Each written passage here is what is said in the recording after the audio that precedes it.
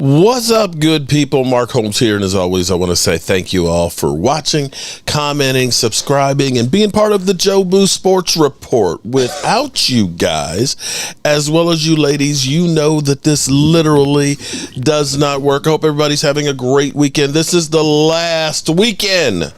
The last weekend without the Dallas Cowboys getting down to business. The last Sunday before the Cowboys descend upon Oxnard.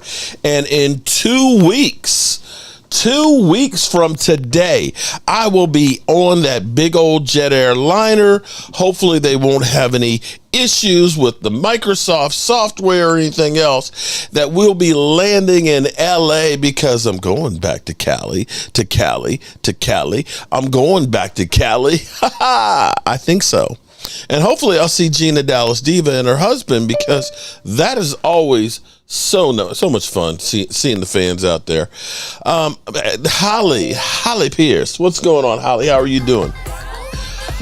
Holly, you're daggone right. I am salty today. I'm a little bit pissed out there, because I'm sick and tired of you young whippersnappers talking about us old people that we got to slow down. We need to take a nap. I got your mother humping nap. Game time Brian getting a little too big for his damn britches, telling me I need to slow down. Hey, I will challenge any mother humper out there half my age to go against me, to literally try and do what I do every single day. And I guarantee you, I won't get any takers out there. What's up, Gina Dallas Diva? And I see Loyal. Let's see if Loyal takes me up on this one. What's up, Loyal? What's going on? Man, I'm just sitting here listening. I watched Game Time's broadcast and everything else in this video. You know, I was trying to point out that, yes, Stephen Jones sucks. He did Game Time literally say I was nut hugging Stephen Jones? I didn't watch. I didn't hear him. He literally said I was nut hugging Stephen Jones. I didn't say that I'm in love with the man, that I wanted to play with his male genitalia or anything. But damn, I was pointing out that at least they're trying to get to business at some point. Okay, that they're a day late and $1 short. So what are you eating over there, man? Oh, sorry, Doritos. Doritos? Yeah. Slamming Doritos like they're going up. Look, I don't look like a donut you were stuffing in your mouth and shit there, man. I'm getting hangry too. Yeah, my wife, she's upstairs cooking, but food ain't ready. So I was like, I'm gonna grab me a little snack. See, you know, me, I do so much that when I get finished, I gotta go do my cooking. You know what I mean? I ain't got nobody cooking for me. But that's okay. That's okay. If I cooked, I'd burn the house down. So that's my reason. Oh my God, pause. Tree Sandwater, Cowboys starting Chuma Agoda over Tyler Gooden. Yeah, okay. We'll see about that. That, you know what? I love how all the storylines are out there, that everybody has got all of this, that, and the other, and they seem to know everything and so on. I think the Cowboys are probably trying to make the young players earn it, as opposed to anointing somebody and saying, you're the guy. Make them have to fight and earn the position. And I'm okay with that. Okay. You're not supposed to eat out before dinner. Rhonda, help me, Rhonda. Oh, this is the appetizer, Rhonda. Now, my wife said it's okay to go out and get hungry, but you come home to eat. Okay. All right. So what are your thoughts right now, Loyal? We have gone through the offseason of our discontent, where we literally have seen the Cowboys do absolutely nothing like they do every single year. Are you like my son, Michael Anthony, that's just kind of like, meh, same old shit? Jeff Lee, I did not take a nap. I don't need to take a nap. Yeah, I mean, I haven't really seen them do anything that's impressive. I mean, they signed Kendrick. That was about it. Mm-hmm. I mean, I don't know. I mean, I think that to a certain extent they want to kind of see how these guys do it before they, start opening checkbooks. But I don't know. I mean, we'll just have to see. I mean, there's lot to take in. A lot of rookies got to go out there and prove their worth and stuff like that. They look good on paper, but they have to prove it on the field. Well, I think that's true about anybody. Yep. Jeff Lee, I will tell Tracy you said hello. How are you? Edward. Oh, he's still connecting his audio. I am kind of optimistic because the thing is, every year, I keep forgetting this, that every year we go through the same thing. I played my clip earlier today where we had the worst offseason ever. And, you see things like, have you seen what's going on with Randy Gregory right now? Mm-mm. Randy Gregory, of course, after going to Denver and then going to San Francisco and stuff, signed a $3 million deal with Tampa Bay and didn't show up for OTAs, didn't show up for minicamp, and they haven't heard from him. So imagine if 2 years ago, when everybody literally said that the Cowboys screwed up by not bringing back Randy Gregory, that they were crazy for trying to put the clause in there to be able to get some of their money back and everything else, and laughed at Stephen Jones when he said that, Dorrance Armstrong, he's right there in production with Randy Gregory. People went apeshit, right? But they made the right call.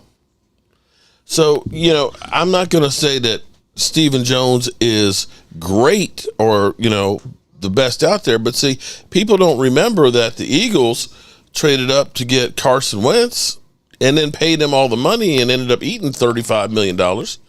People don't remember San Francisco drafted Trey Lance with 3 number ones, right? Yeah, but the thing about Catboy is he's just not a risk taker. He's just not. He will not budge for anything. That's just how he is. You saw Denver take a lot of risks with Randy Gregory and Russell Wilson and everything else. And where are they right now? I think after the Morris Claiborne, when they traded up to get him, after that they were like, no, not anymore. Yeah, that one. Oh God. See, I'm not a fan of trading up in drafts. I would rather trade back, because to me, here's the thing, is I look at it as there's strength in numbers. The more odds that you have, more chances you have, the better the chance you have with players getting on there. When you reduce those numbers, to me, it's like now you're not only risking the first, you're risking the second, and risking the second should be another guy that's a starter. Now, Cowboys have not done well with second round picks, so maybe they should end up using their second round picks to trade for players that are proven, because we've got basically about a 20% win rate on second round picks. There is Walker Wade, man. What the hell's going on today, man?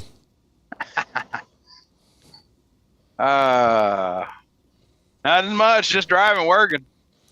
Man, I'm trying to understand why I'm getting lit up today by everybody, man. That I'm old, I'm fat, I'm ugly, take a nap and all this shit. I didn't say nothing. I just said I think I seen a video of you working on every house in the state of Virginia. Yeah, man. There's a lot of houses that need work, man. And just somebody got to do it. Y'all young whippersnappers don't know shit about fixing a damn thing or have any motivations. All y'all mother humpers are looking for shit to just fall in their lap and things, man. Well, yeah, and I'm trying to instill that in my son, too. But be that as it may, have you got any excitement at all for the season? Or are you still negative Nelly? I mean, it's the NFL. I think the Cowboys are going to be good. Like, I think they're going to be solid, but okay. I think we're going to need luck. I mean, I'm holding out hope for luck, to like make it over the hump, basically. Well, it was that guy Drew. Was that the guy who, the Eagle fan that was obnoxious before? Yeah. I mean, they were having arguments. It was all when we don't got any hard feelings, but we were just arguing back and forth about the Eagles. Okay, so I heard him say, "Well, don't tell Mark Holmes this." I'm like, "What is going on?" Everybody just beat me over the head. But he brought up this point and said, "What if the Cowboys have a losing record, halfway through the season?" And I started thinking about. Remember when we were possible. No, but here's the thing. Remember when we were 3-5? Oh, that was one worse. And we won the division, Back in 2018. Yeah. Yeah. We started out 3-5 and we won the division, right? Do you know that the Green Bay Packers started out 2-5? And some of the losses, check this out. Some of the losses were the Raiders, Minnesota, Atlanta, and New England. So if somebody is out there saying, "Oh, well, you got to give up because you got a losing record in the first half of the season," we've proven that you can turn things around. Hell, you could have literally said, "Well, the Eagles are 10-1, the season's over with. Hand them the trophy." And just because we start that, don't mean we couldn't get like a wild card. Well, especially the way our schedule is, it's brutal the first half of the season. The second half, it starts to become the cupcake. But the thing that people, I guess his point being is would the Cowboys say, "Let's trade Dak in the middle of the season. Let's get him to lift his." I'm more inclined to trade Micah here in a couple years. I heard you guys say that as well, which is interesting. I'm just like, think about it, Mark. Here in the next couple of years, he's going to want $40 million a year. You know it's coming. Mm-hmm. You know it's coming. I'm sorry, I can't pay $40 million for a guy that all he does is they scheme him and then he disappears at the end of the year. I'll pay $40 million for a Reggie White or Aaron Donald. I'll pay $40 million for that. I hear what you're saying. A game wrecker that nilly. You could try to scheme against him, but it doesn't matter. He's still going to wreak havoc on the game. I mean, that's the guy. Here's the problem, I think, and this is going to be interesting because what we're hearing is last year Micah put on weight. What we're hearing is this year he took weight off, that he's actually a little bit quicker but slimmer. The question will be is how are they going to use him? See, I don't know that you can blame Micah for wearing down as the season goes on because I'm not sure they're using him the right way. And you brought up a great point when I was listening in there where you were talking about the speed that we had across the board in our defense and the amount of players that were there that were playmakers that we don't believe in big men anymore. Yeah, we haven't done that. We haven't believed in big men in years. Just like, okay, people are going to say, "Oh, you're looking back at the past." You got to learn from the past sometimes. That Cowboys defense was massive in the middle. Boom. Linebacker and defensive line, and we had solid cornerbacks. And we had Darren Woodson as our safety.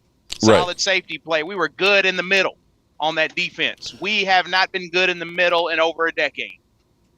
I don't know what boys are thinking. They want flash instead of, I guess, hard-nosed punch the guy in the mouth force, I guess. I mean, I don't know. And then when you get Cowboys fans during the offseason, I want the next wide receiver. We need to get more wide receivers in here. No, I need linebackers. I need defensive linemen on my team. Yeah, you're right. Wait. Remember, I said it about an hour ago. They, all they dwell on is this sexiness. And it's not working, man. I told you that.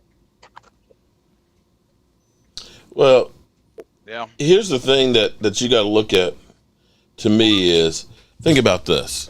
Whether it was with Tony Romo or Dak Prescott, we have been one of the highest scoring teams in football.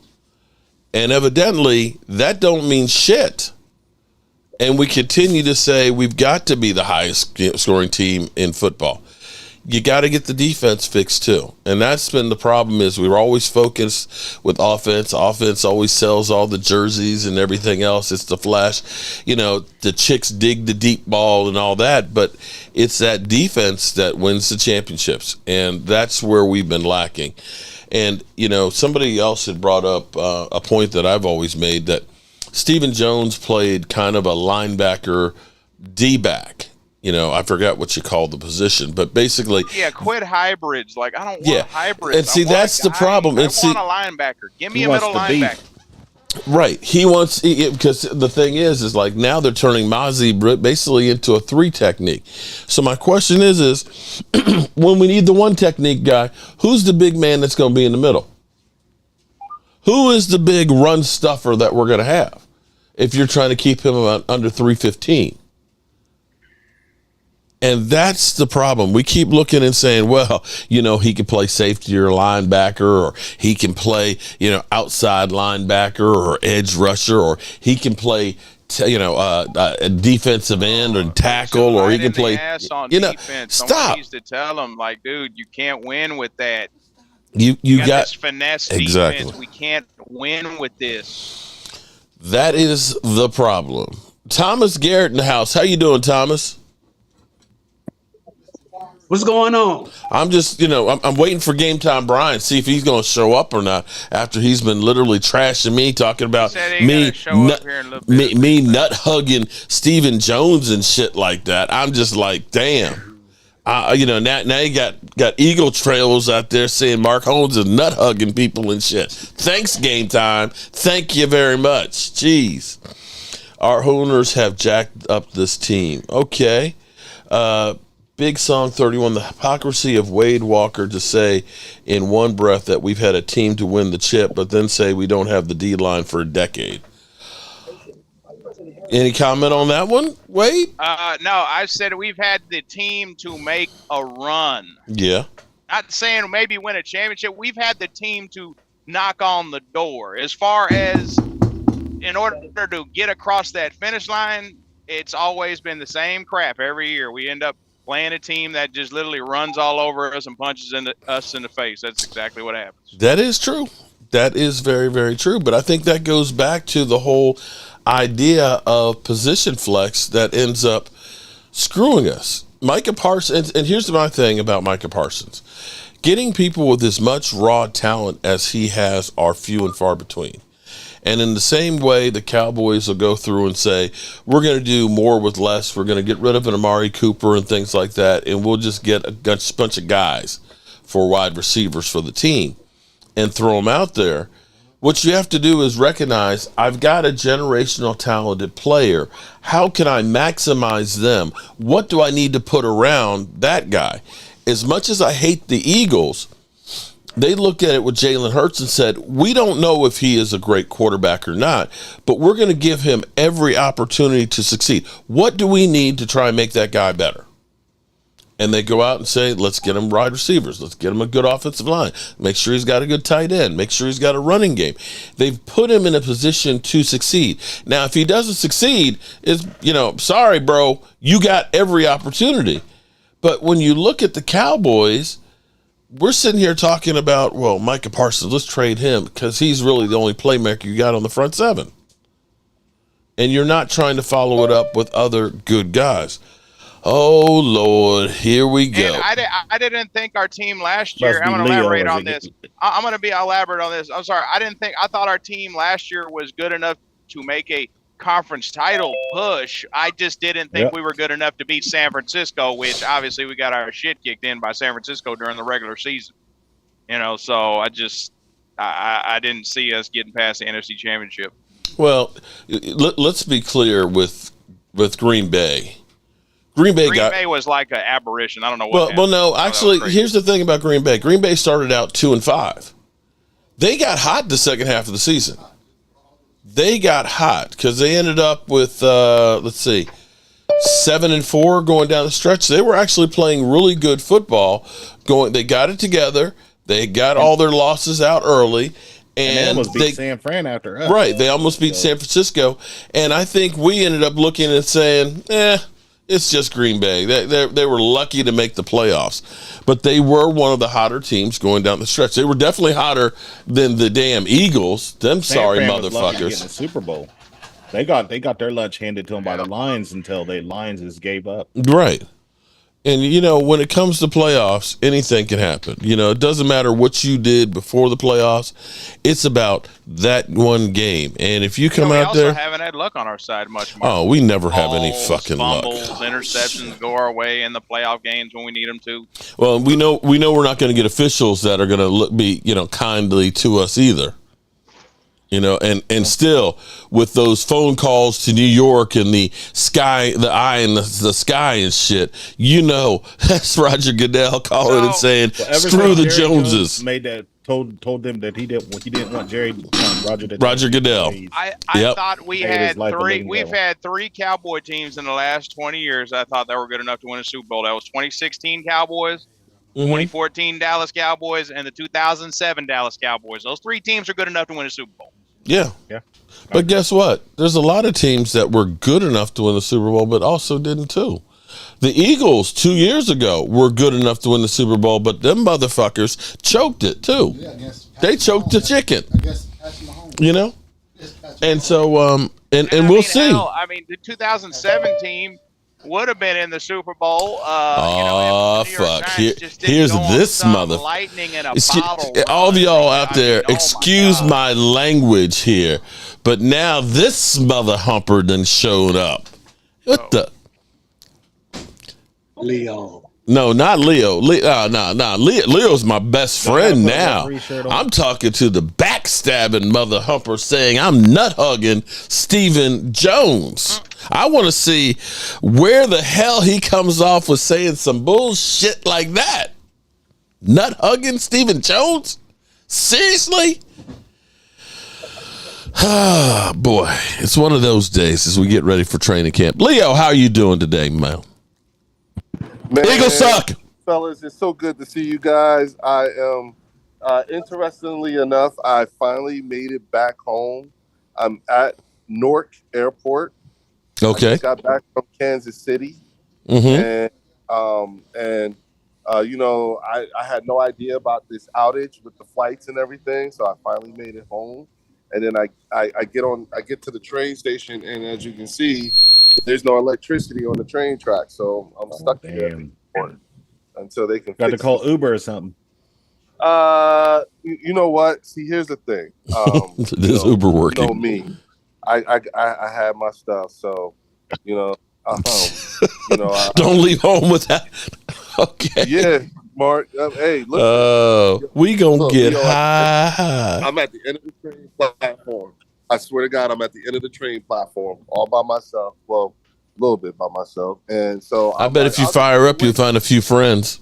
Exactly. You know what? I wouldn't be surprised. But hey, bro, can you pass the Dutchie? Let me tell you, Kansas City. Wow, you know what I'm saying? They're not as bad as you guys, but they're bad. You understand what I'm saying? Like the obnoxiousness. You guys are still worse. They're not as bad as you guys. All right, moving right along the here. Super Bowl the last 2 years, so they're going to be pounding their chest. They're feeling it. And let me tell you, between them and the Royals winning the World Series and all that stuff, you see how what that money looks like in downtown Kansas City. Like, it is real. I tell you what, but I had 2 Super Bowls that had the most NFL obnoxious fans twice, and that was both of the New England Eagles Super Bowls. Mm-hmm. Oh my God, both sets of fans were assholes, man. It was just ugly. Angry Cowboy, how are you doing today? Here's the thing. Like the one thing I'll say is that the difference between for me as an Eagles fan, the difference between you guys and the Kansas City Chiefs. The only reason why I can stomach the Chiefs a lot more is because of Red. You know what I'm saying? And they got Jason's little brother on the team. And so for me, like Andy Reid is still one of my favorite coaches. You know what I'm saying? And, seeing them, I ain't gonna lie, man. It kind of messed me up to see how old boy killed himself in front of the training camp. Remember that, Mark? Mm-hmm. When he killed his baby mama and then he killed himself in front of you talk about Gonzalez, the tight end for New England? No, for Kansas City.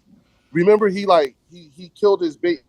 He left the baby with his girlfriend's mom, and then he killed her. He killed the baby mama, and then he went to the Chiefs facility, and Romeo and them came out front, and he said thank you to Romeo Crennel and them, and then he killed himself. You know what I'm saying? That happened the year before Andy Reid's son died in training camp on an overdose. You know what I'm saying? So in my mind, I'm like, when you see Kansas City, was it Bleacher or Bletcher? What was his name? The for Kansas City, yeah, it's a young dude, Mark. He was a young boy. that was like 12 years or so ago. Yeah, you know what I'm saying. And how long has Reed been there? Almost about that long. You see what I'm saying? So Yeah. when they won the Super Bowl, you know, in my mind, those were two entities. Was it Javon Bletcher? Bletcher, I think it was. I don't remember. Yeah. He was a linebacker. Yep. And Romeo was like, "Don't do it, son. Don't do it." He's like, "I just want to say thank you." Javon Belcher, remember when he held himself up in the he held himself up in the locker room, and then he ended up offing himself out in his car. Yeah. Because he killed his lady and he put the gun to his head. It was Belcher. Yep. Anyway, and Romeo was the coach. Yeah. Me and Mark got some business here in front of everybody. What's going on, Mark? Wait a minute. Wait. What's going on with you, bro? Hold on. Wait. You got a little bit personal there, bro. What the hell? He takes it personal. When Bro. When I pull out, leave Cowboy alone. You know it was a joke, we man. Go out and hang and all. Listen. Hey Tracy, hold your ears. All the ladies say, "Wow, you got big hands, hey, big boy." That's what I'm talking about. You're a big guy.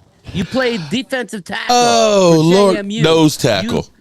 Nose tackle. Same thing. Don't be Catboy and think, a defensive lineman is just a defensive lineman now. Well, listen, I ain't gonna lie. You're probably you're a dime a dozen in the NFL. But listen, at least you in the NFL. I'm a mailman from South Jersey. Man. At the end of the day, take a breath. And you need to get your naps in. You need to like I don't need monitor naps. your heart rate or something because you're getting worked up over shit. You don't need to get worked up. I don't need a nap. I don't need that. You know what? All them old people out taking naps and shit are just waiting to just take that dirt nap and shit, man. You know what? I'm going to be out here pumping and working and keeping the strength here, bro. I'm still solid as a rock. Okay? I can work. Listen, I can work you mother humpers that are half my age into the ground and still keep taking more. Out to you when we went to Stewart's house. You were a working fool. He was jackhammering shit. He was jackhammering the base, the bathroom. He was a machine. So that's right. So why are you telling me take a nap? Take a nap, and especially why are you telling me nut hug, Stephen Jones? What the hell is that shit? Now I got Eagle fans that are saying it's Mark nut hugging Holmes. What the hell, man? Hey, why are you giving others set from? I'm setting it up when you go out to training camp and you can get an exclusive. Oh shit! You're the nut hugger. I would never get it. You know what? I'd rather not have an exclusive if I'm known as the guy who's hugging his nuts. Okay, anyway. I don't want. You know what? Fuck Stephen Jones, man. I'm not hugging nobody's nuts. Okay, the only nuts I'm hugging are my own. Okay, that's it. That's it. Everybody's thinking we hate each other. Oh, it's all love, people. He's the OG. We're just playing around, trying to waste time until we get to the. Actual football, which is lovely Linda in the house. What's up, Linda? 4 days away. At the end of the day, got the master and the apprentice. Yeah, exactly. Master. Everybody wants to get all pissy, but at the end of the day, I'm putting in the work. So you could, take a long walk off a short pier if you don't like it. Well, game talk. And game time. You know my philosophy, okay? Fuck, you are. No, that's what I'm saying. Like, ain't nothing to be nervous about. Well, here's the thing, game time. You know, what do I always tell you in life? What have I told you about doing YouTube? Everybody's looking for the secret. You get out what you put into it. And that's what I'm trying to do with this life is I'm trying to put out as much as possible. And I'm going to tell you, I'm going to tell all you, I'm going to sound like an angry old man right now. But see, here's my problem with people. Right now. See, I come from an age where if you wanted something, you had to go out and earn it.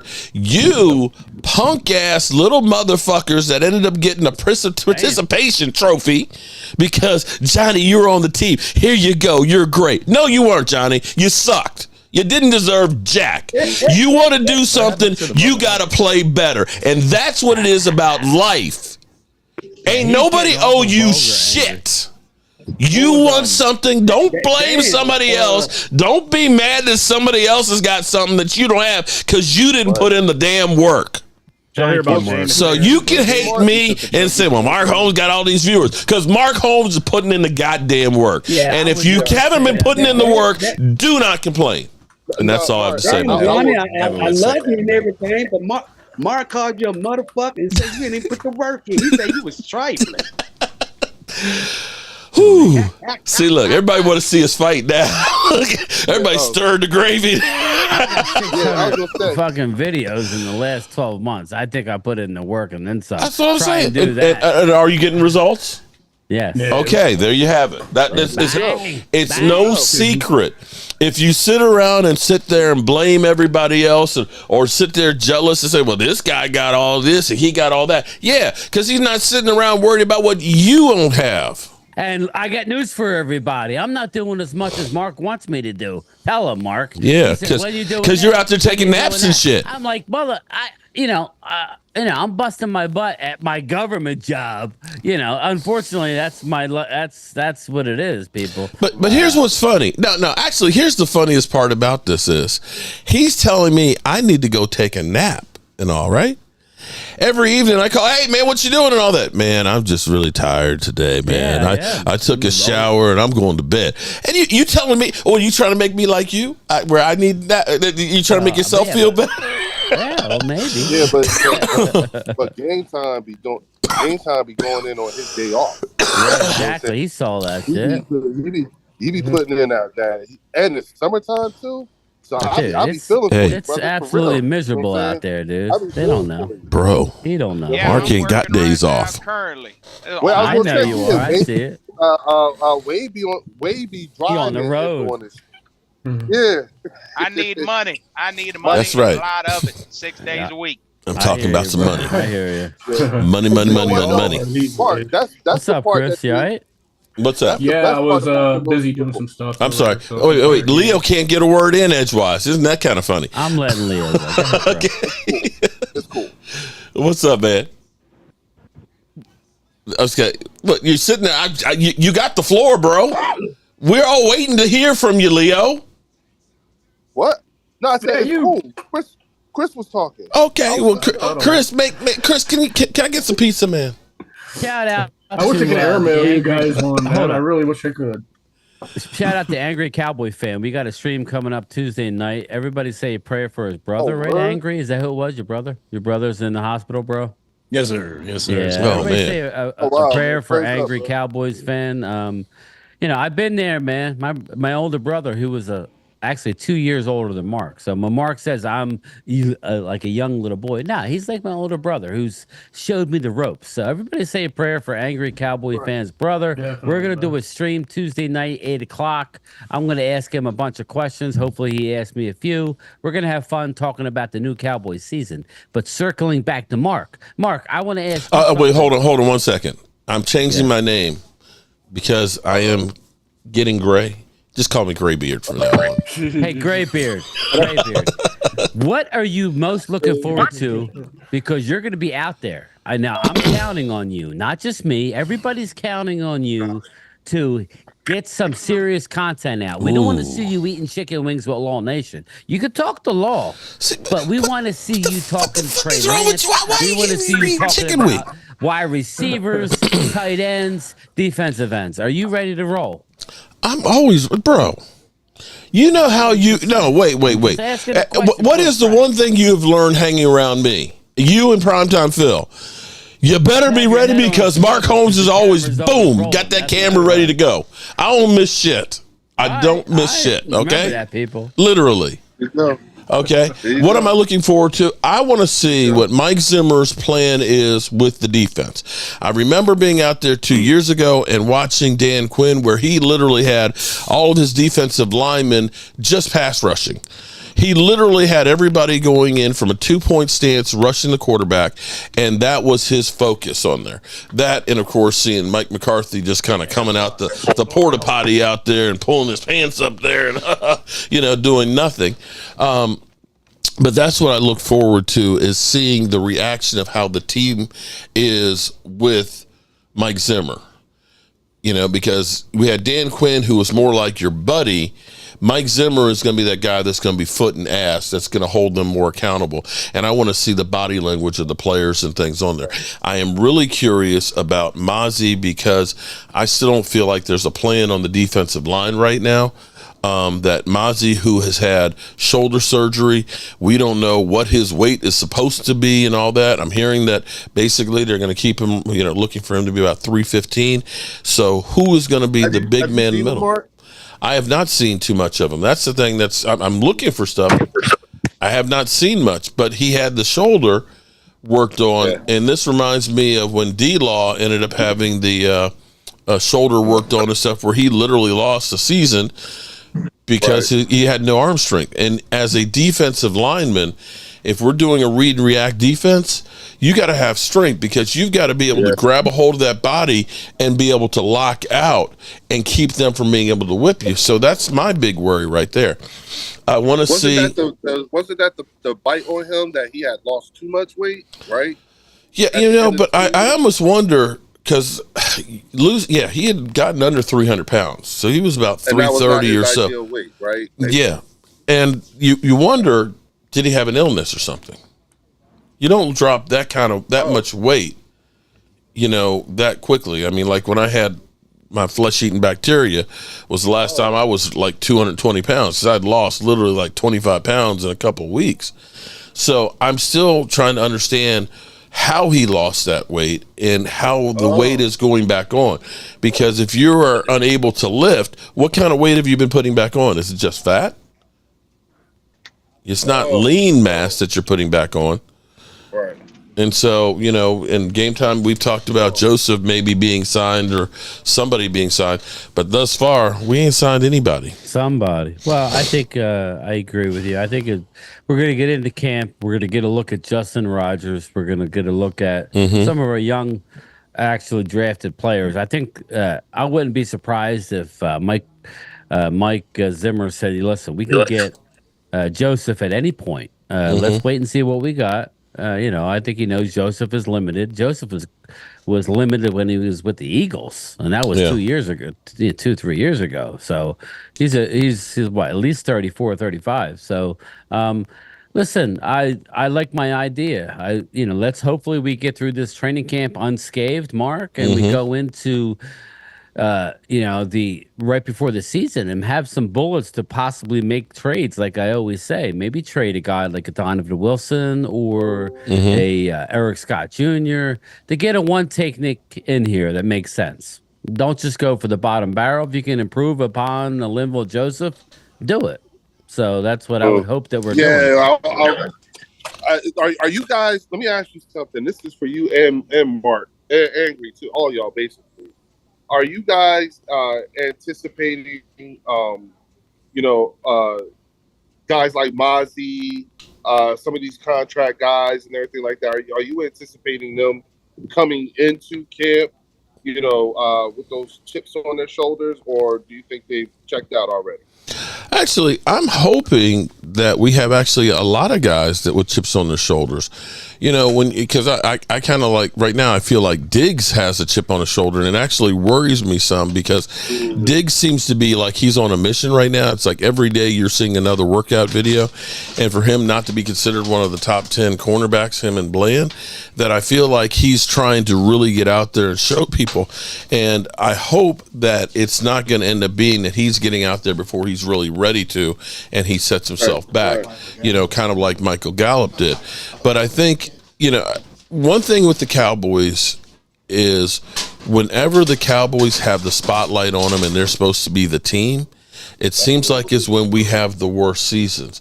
When you think about when the Super Bowl was in Dallas, the Cowboys were coming off Wade Phillips having a great season. We were in the playoffs and everything else, and they were supposed to be, everybody was talking about the Cowboys could be the first team to play and host in a Super Bowl. And it was a complete disaster, and that's where Jason Garrett got hired in the middle of the season. You think about in 2014 where we were the catch, no catch away from being the NFC Championship game. Everybody looked and said, oh, well, the Cowboys are going to take off from where they were. And Tony Romo gets hurt, and we're 4-12. We got Dak Prescott's rookie season where they go 13-3 and go toe for toe with Green Bay, and everybody's like, "Oh yeah, they're ready to take the next step." And then all of a sudden, you had Zeke Elliott's off the field issues, and we're 9-8 and missed the playoffs. So I'm actually looking and saying I'm glad that we're not looked at as a Super Bowl favorite. That maybe this will keep the guys hungry, because I honestly believe that at some point our players start believing the hype. And I swear, when they went to played against Green Bay after, being behind, chasing the Eagles and everything else, and finally being the number 2 seed, hearing everybody talking about how good you are at home, they believed that shit and thought all they had to do was show up. And that's where Green Bay, who had gotten hot after starting off 2-5, played hot going down the stretch and kicked our ass.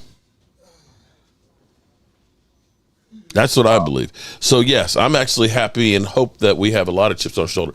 Angry Cowboy. I haven't heard the voice too much yet today. What's going on? I'm just over here listening. I'm over here listening while I'm playing, college football 25. Oh, okay. All right. Position flex. He's listening and playing football at the same time. All right. So what does the voice think about this training camp? Are you excited? Are you upset? Do you think Stephen Jones is actually trying to do something now and get people signed? Will CeeDee Lamb be under contract and show up this week? What are we looking at? I don't think CeeDee Lamb is going to get signed before the start of training camp. It's going to be within in the middle of training camp when they see that their number 1 is missing and how much of an impact it's making. Then they're going to sign him. Okay. Arturo Gomez says we trade Prescott, get his permission, and get a whole lot of players. But see, here's my whole thought on that. That sounds good. There's a lot of great theories out there. Okay. It sounds good when you say trade Dak and get a whole bunch of players for him. But if I'm Dak Prescott, why would I want to hamstring the team that I'm going to go to help you out? You know what I'm saying? Fans, trading Micah would be more logical, because if we Dak, if we lose Dak, we could Tory. You're breaking up, bro. Parsons, something for him, and probably, we could replace him with some other players. Not saying that we're going to find another Micah Parsons, but we could, maybe get some linebackers, defensive line, and some draft picks, and recover. If you lose Dak and we don't got another quarter. Yeah.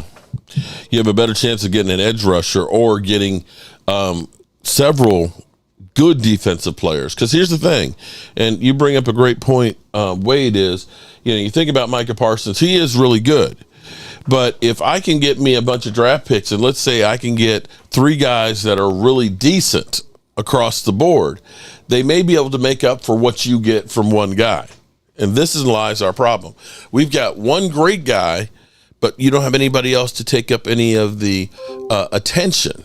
And see, if the Cowboys were to invest on the defensive line and then use Micah Parsons, where he is going from all different angles and having advantages over people, because they can't just say, let's stop that guy and we got it made. Then, of course, you're doing something. But if you're not, you're right. Trade him and get as much as you can and try and reload the whole defense.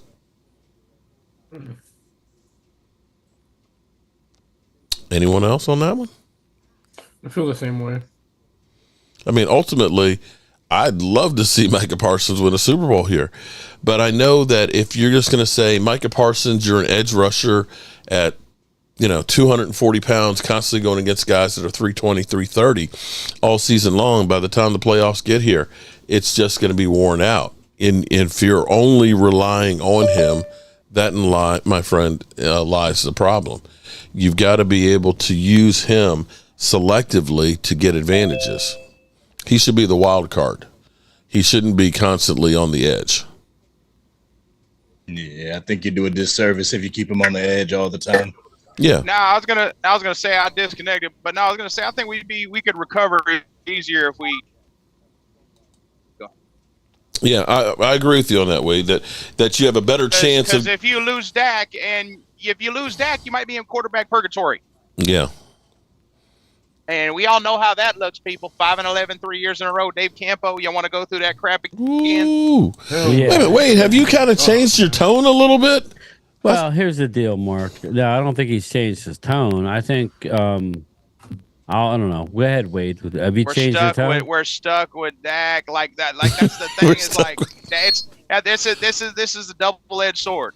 I love Dak, but I also think that he has definitely shrunk in big moments when he's needed to come through for us. But I'm willing to give him the benefit of the Wade, I don't think it's at the point that it's in stone that he can't do it. I just yeah, you're right. Yeah, I think he's got about a 5-year window for me. He's got about 5 years. And I would agree with Wade where again, I'm not everybody wants to get in my grill. We'll just leave it at that. No, that's just me. That's just me. Everybody wants to I'm just saying everybody wants to, bust my about Dak this, Dak, and we could name them Cowboy 66, Dak delusional.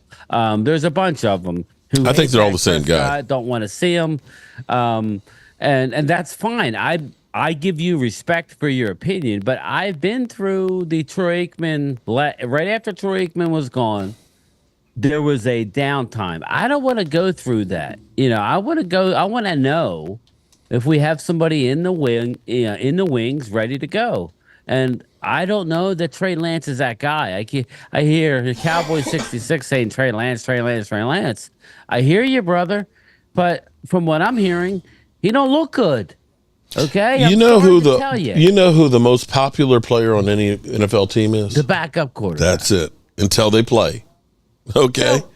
And that's why I said, Mark, I want to hear from Mark with his eyes. I trust him. I want to see him. I want to hear him say, notice the throws to the sideline. That's the hardest throw, the deep out. The hardest throw in the NFL is that deep out to the sideline. I want to know how it looks because I'm hearing it's not looking so great. That's the thing. Hear his and he's slow on the reads. His timing of exactly. He's behind. He's waiting. No disrespect. Early Jalen Hurts where he's waiting for the guys to get open to throw. That's too late in the NFL. College, you can get away with that. In the NFL, you got to have a little timing, footwork, which is surprising, Mark, that, Kyle Shanahan, Mr. Flatbrim, couldn't, teach Trey Lance footwork and timing. That's basics, right? That's the first thing you're taught when you come out of college. I'll tell you what. So how old is Dak right now? How old is Dak? 30. Okay, so everyone who loves Dak, we got to be real here. He's got about a 5-6 year window to get this done. Mm-hmm. He's got about 5-6 seasons. And how old is Jerry Jones? How many what's his window? Something like that. What's his window? Football life, he's probably got less in front of him than behind. How old is Jerry Jones? He's what, 81? 80, yeah. 81. 81. Is he? I mean, damn, look at Russell Wilson. He basically hit a wall, like in his mid-30s, for crying out loud. Yeah. I mean, well, he took the problem with Russell Wilson was he took a lot of hits. And because he was doing a lot of running and things and stuff. The pistol offense was great for him because he could get outside and have, easier throws and stuff. But I think that all of the hits that he took were actually, accumulated and just really destroyed him.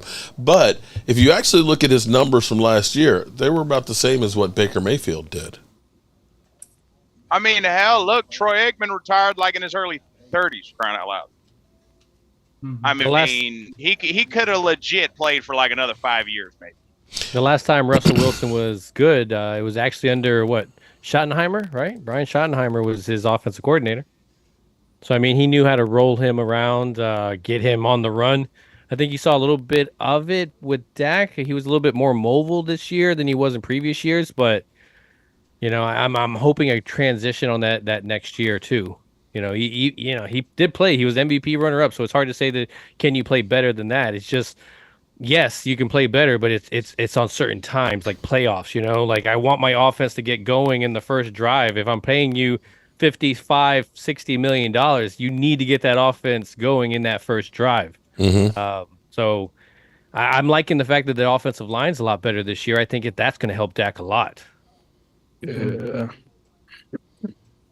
Do we have a guy outside of Jake Ferguson in the tight end number 2? Not a sure thing. Yeah, I'm interested to see Stevens. Yeah, Stevens. I look forward to that.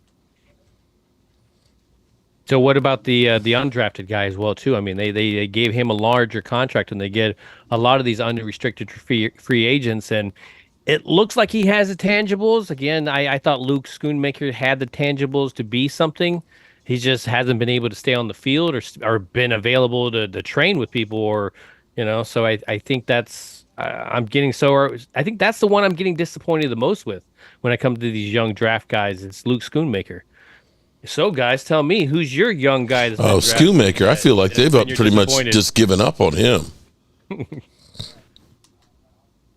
I honestly feel like they've just kind of moved on from Schoonmaker. It's just the body's just not cold yet. Yeah. Well, because you got some other guys to lean on. I mean, when you look at Mazi Smith, he's still a question mark, but it's because you don't really have anybody else to lean on. So he's still in the talk. He's still in that mix. So, I mean, I think that's the difference there. I mean, it's hard to it's easy to put them in the same category because both of them weren't available right off the bat because they're dealing with stuff from last year.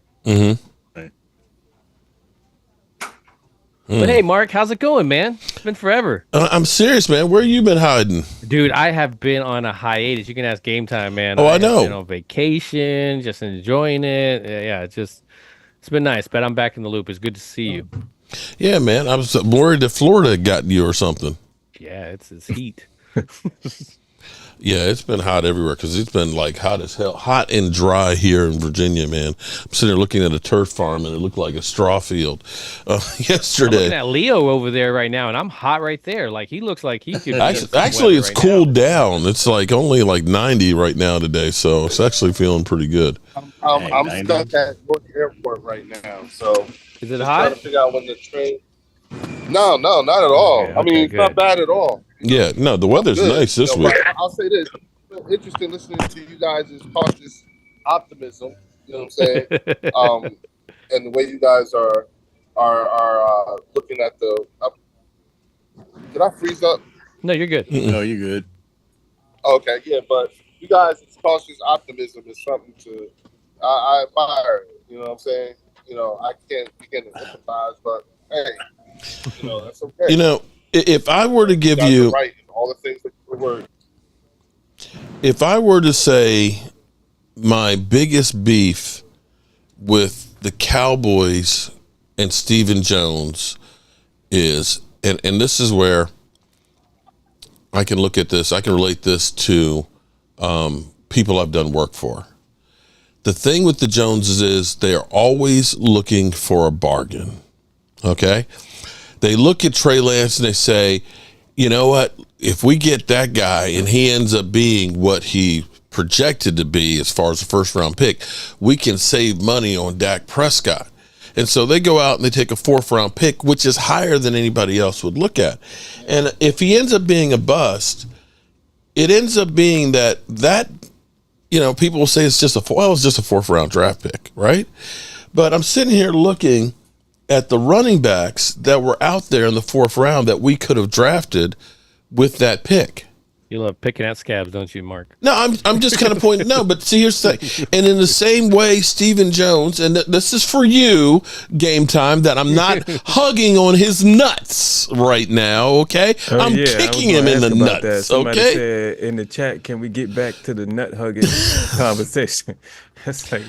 what did I miss? But they're always looking for a bargain because when they had Randy Gregory, everybody looked and said, "Oh, Randy Gregory, he didn't fall in the draft." Because, dude, listen, if you have one job interview, that's the one time you want to say, "I don't want to smoke weed." Let me be clean for this.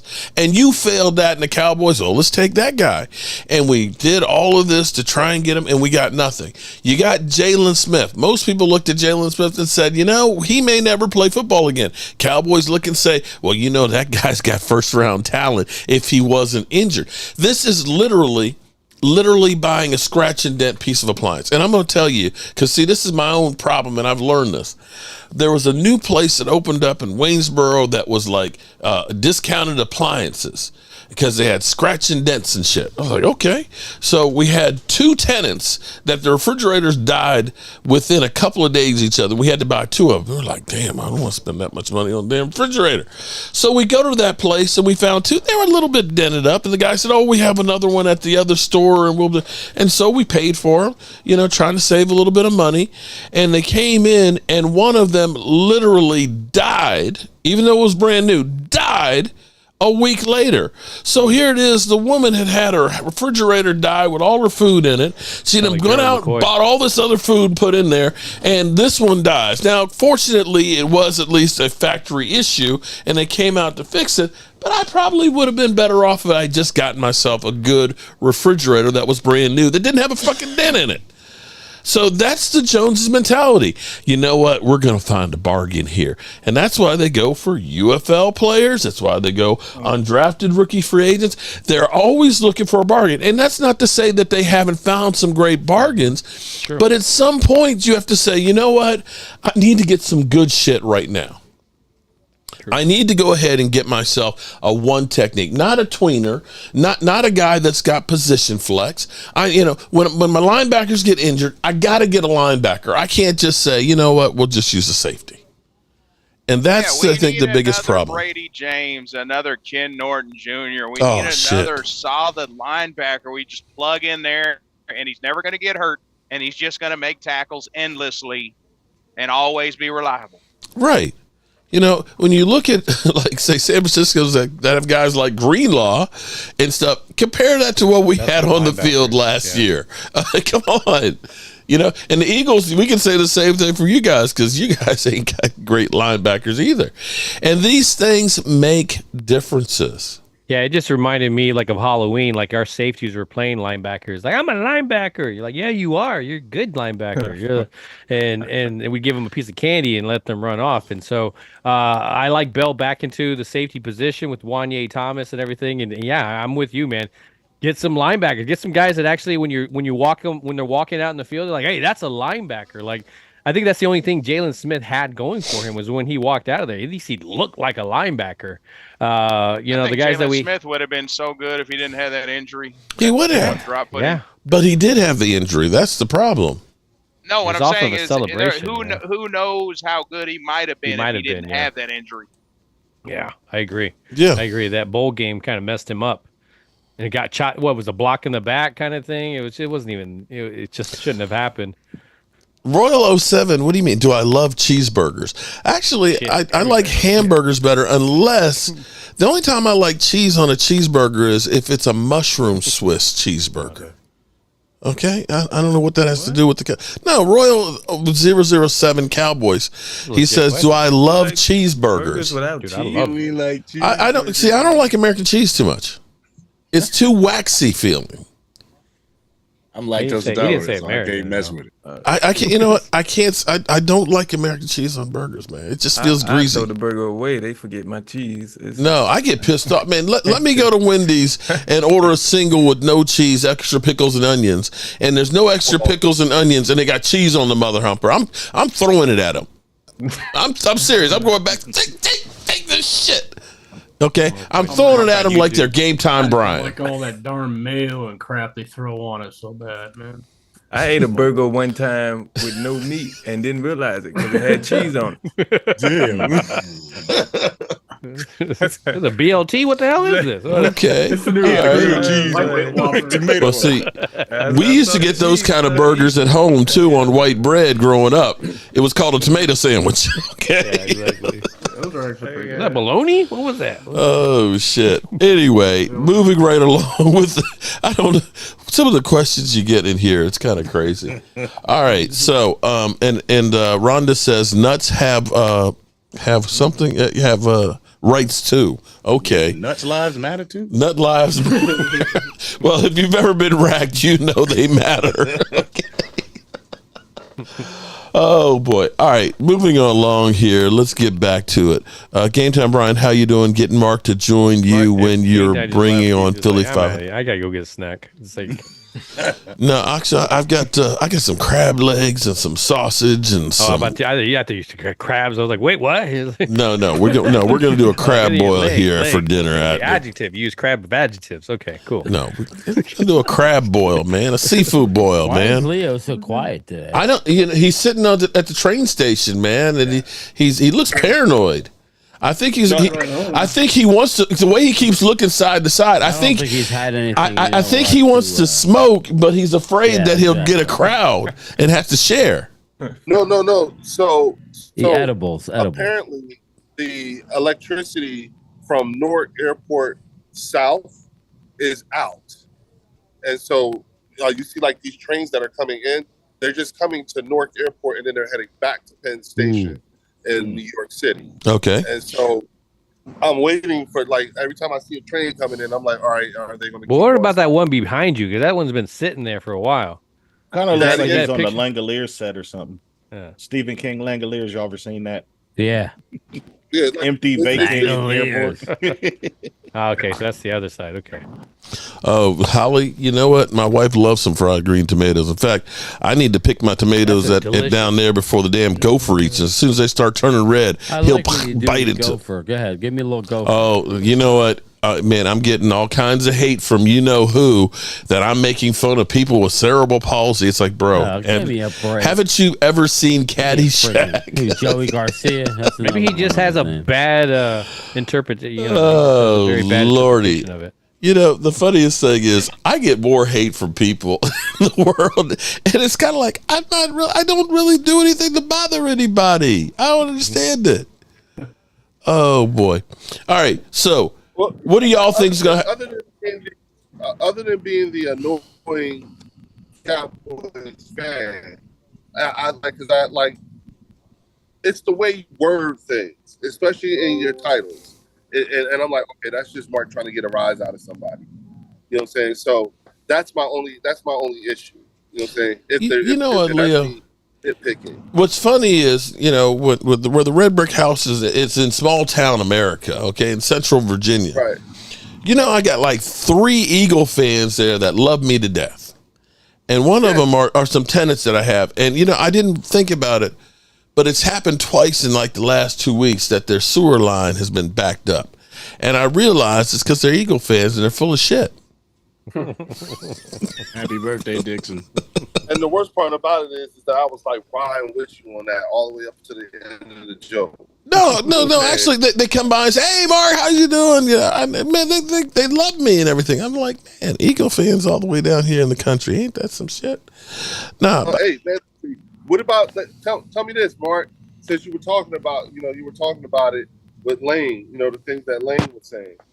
You know, what is your take on all that? Because remember when I came on a few weeks ago and I said, you know what, Lane Johnson has spoken. I'm good. I don't need to know. But here, the funny thing is when I said that, you know what, I was saying it during real time when the Eagles were winning and, you know, they're beating Washington in overtime. And, you know, the pundits that they're saying, oh, these are great that the Eagles are learning how to win these close games and stuff. And I'm kind of like, you shouldn't be playing close against the Washington Commanders twice. You literally let the Commanders with Sam Howell score 62 points on it. I'm sorry, you're not as good as you think. And everybody, oh, you're just a hater and everything else. Lane Johnson literally said the exact same thing that I said. He admitted, look, we weren't a good team last year. We let teams do this, that, and the other to us.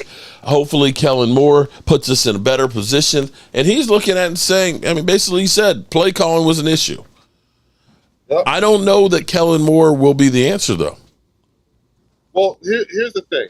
I always felt throughout the season that, especially last year, like they always kept looking for them to turn it on. Like they kept looking at each other like, are we going to turn it on or what? Like, when are we going to turn on? Like, when are we going to, like, we can't keep winning by the hairs of our chinny chin. Like, what's it, you know, because it's not like they were, like I said, it's not like they were devoid of talent. talent was not the issue last year. Mm-hmm. That we do know. Right. You know what I'm saying? You know, it had everything to do with coaching and some kind of team dynamic, something other than talent. And that's different than, you know, it definitely helps to explain how you can have that kind of, like when you have that kind of catastrophic failure, such as the one we did, there was something else going on. And talent was not the issue, which is when you're, again, when you're doing your lessons learned and you're saying, okay, what happened? You know what I'm saying? That's one variable that you can at least take off the table. You know what I'm saying? It's not like we were weak at all these different places. There was something else going on. And it has something to do with that. It was called "We Just Suck." I don't know. You're kind of weak at the middle linebacker position, and your D-backs were ass and old. Angry. Being weak at the middle linebacker position does not explain 6-7 losses. You see what I'm saying? I'm not saying that's not true. I'm not saying it's not true that the Eagles were weak at middle linebacker, but being weak at middle linebacker doesn't do that. Especially when you look at the rest of the talent on that team. Something secondary. Else. Yeah. Secondary.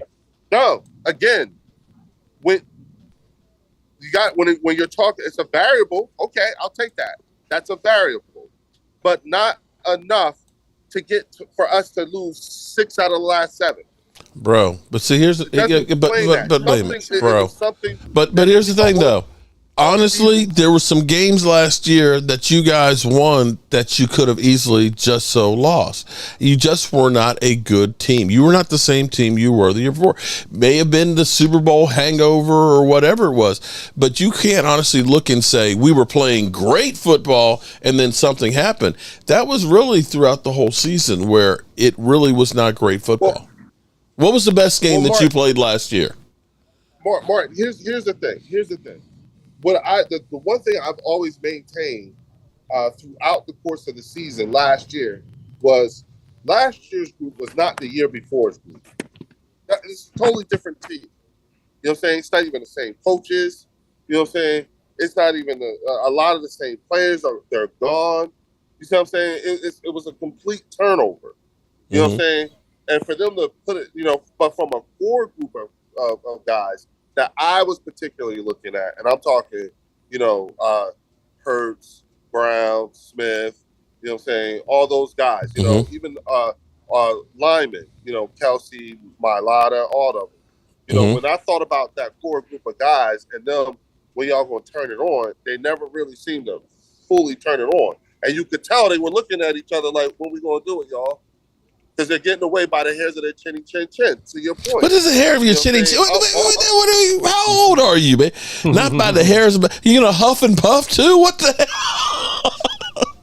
And listen, today it's not hair your chinny chin. How about it's the nut hairs? Okay. I guess I'm the only one laughing at that. No. Okay. No, I'm just saying though. I'm under no illusion that you had some injuries on the offensive line. I think you were dealing with there. I mean, there were some times where Kelsey, there was, Hurts had the knee thing. There was some stuff that kind of caught them. I think a whole lot of stuff. There was a lot of. I stuff think more. The defense. coaching, The defense was just bad. Let's be clear here. The defense got old. We gave a Ferrari to 2 rookie coaches. But look, you didn't. But no, the bottom line was your linebackers were terrible, and your secondary it just sucked. It just sucked. And Jalen Hurts, even though the Eagles, I still don't understand how it is that the Eagles never got fined or got looked sideways or anything else. Jalen Hurts was hurt. He was hurt and should have been listed on the injury report, but never was. He could not run the same. He literally had a knee brace on his knee for games, and they didn't do anything about it. And that hampered his ability because he was not able to run the same way, where you worried about him going to the house. That, and defensive coordinators know, you can't leave the middle open for him. You can't. And that's where a lot of his plays were made the year before. Mm-hmm. Mm-hmm. And that's why, again, I'm actually, I told you when the first time I heard Lane speak and everything like that, and I said it was a done deal.